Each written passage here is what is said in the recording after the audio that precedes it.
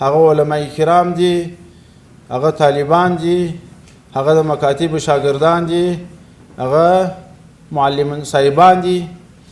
دغه خلک هغه خلک دي چې د دې خدمت تر تاسې پورې تړلی دي.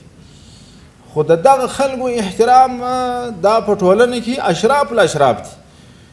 د دې خلکو په خدمت کې الله دې نه کوي که نقصان راسي، یا الله دې نه کوي یا بېعزتي وسي یا په سپکه ورته وکتل سي، نو خطره بیخي لویه خطره د ایمان خطره پکې موجودېږي.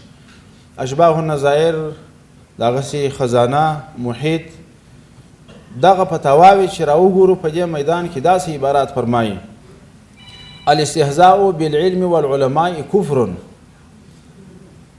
من اهان العلماء من اذل العلماء ينفى من البلد بعد تجديد الايمان، ان شتم عالما فقد كفر فتطلق امراته. تاسې دا خطري الفاظ وګورئ، د علماو اهانت، د علماو سپکه، د علماو تخفیف، علماو تشکنځل، سړی د ایمان اخلاصي. الله دې نه کوي زموږ په ملګرو خدا شی نسته. دا خو د هغه خلکو صفت دی چې هغه د اسلام دشمنان دي، د دین دشمنان دي او په ایمان کې ضعف لري. هغه د علماو اهانت او سپکاوي او تشکنځل ته مخه کړې ده چې تاسې میډیا ته مخ واړوئ. مطلب مې دا شی دی چې د ډېرو درنو خلکو مسؤلیت په غاړه دی. او طالب العلم خو بیا تاسې پېژنئ چې پر لارې رواني پیغمبر علیه السلام وایي چې ملایکې یې تر پښه لاندې ورزریږدي. هغه څوک دی چې دغه ټوله د طالبۍ زندګي جهاد بله سوی دی. هغه څوک دی چې د طالبۍ په جریان کې ټولې ګناهې مرعاب دي. نو چې دغسې خلک مو دروازې ته ولاړ دي، رئیس صاحب دفتر ته دې ولاړ دي، د دې سره مخې پر تا به تکلیف یې، ستړی به یې، بوج به یې در باندې. خو دا حوصله به په ځان کې پیدا کوي چې د داسې خلکو کامل احترام وساتي چې کار یې په ورځ کې کېږي، په نیمه ورځ یې ورخلاص کړي. او د ښه خدمت اثر به دا وي چې الله رب العالمین به د دغه خلکو چې تطیب قلبي، اطمینان قلبي، اعتماد یې موجود وي، د نظام سره ځي، ستا د کارکردګۍ سره ځي، هم به دې مدرسه آبادوي، هم به دې مکتب آبادوي، هم به دې جامعه آبادوي. اثر به یې پر ټول اسلامي امارت او پر ټول اسلامي افغانستان باندې مثبت. نو کوشش چې دا وسي قدرمن رئیس صاحبانو د مسئلې ته چې ډېره توجه وسي، د علماو احترام ته، د علماو کار خلاصولو ته، د طالبانو کار خلاصولو ته، د مکتب د شاګردانو طرف ته توجه. لکه مخکې چې حنفي صاحب محترم درته وویله چې پخوا به خیالي شاګردان په زرهاوو وه، او ما په خپله د بعضې ملګرو سره اورېدلي دي، په قسم یې راته ویلي چې داسې شاګردان موجود وه چې د 12 صنف فارغ وو، ولا بلا که خپل نوم لیکلی شوی، دغه استعدادونه وه. دغسې فاسده جامعه در پاته ده، دغه فاسد علمي نظام چې ته د اصلاح خواته بیا هلته ډېرې خوارۍ ته اړتیا ده. نو د علماو اعزاز، د علماو احترام، د معلمانو احترام، طالبانو مشکلات حلول، د شاګردانو مشکلات حلول، مدارسو ته توجه، مکاتبو ته توجه، دا علمي سلسله به را جوړوي. یو ملک هلته ملک کېدلی سي چې علم پکې کوي.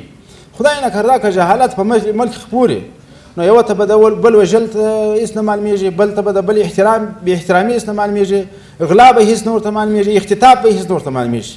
او که یو وارې ټولنه په علم سمباله سي، هر چا ته به ناروا ناروا معلومېږي، بېعزتي به بېعزتي ورته معلومېږي، دیانت به دیانت ورته معلومېږي. نو په کار دا ده چې دغه عظیم مسؤلیت ته قدرمنو ښه متوجه سو. او خدای دې وکړي چې په دغه جریان کې چې تاسې نن په کوم سیمینار کې ناست یاست ښه استفاده وکړي، او آینده داسې شکل باندې خپلو ولایتو ته لاړ شئ چې ښه بصیرت و ښه پوهه و ښه توصیې د خپلو مشرانو مو د ځان سره اخیستي. واخر دعوانا الحمد لله رب العالمین. علمي او د رڼا او د پوهې وزارت دی معارف وزارت په چوکاټ کې یو علمي سیمینار سره یو ځای یو او په دې مجلس کې شرکت لرو. قدرمنو حاضرینو،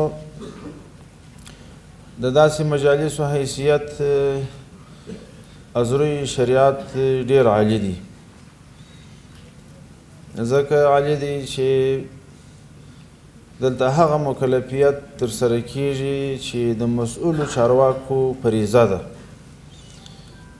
کله چې سړی په فریضه باندې مصروف یې، فریضه اعمالو کې اجر هم ډېري، مکلفیت هم ادا کیږي، الله پاک جل جلاله هم راضي کیږي.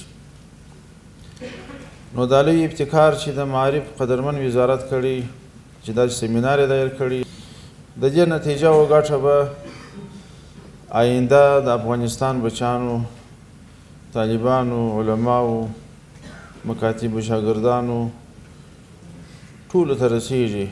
ځکه د داسې یو کار ایجاد، داسې یو کار مخته وړل چې هغه علمي سلسله نظم ته شي، چوکاټ ته شي، اثر یې بیا پر هغه شاګرد و استاد باندې ښکاره کیږي. په اسلامي نظام کې په اوله درجه کې د مسلمانانو د امیر ازوري شریعت دا مکلفیت چې کوم چارواکي دی ټاکي، داسې څوک وټاکي چې هغه د دې کار اهلیت ولري، وړتیا یې ولري.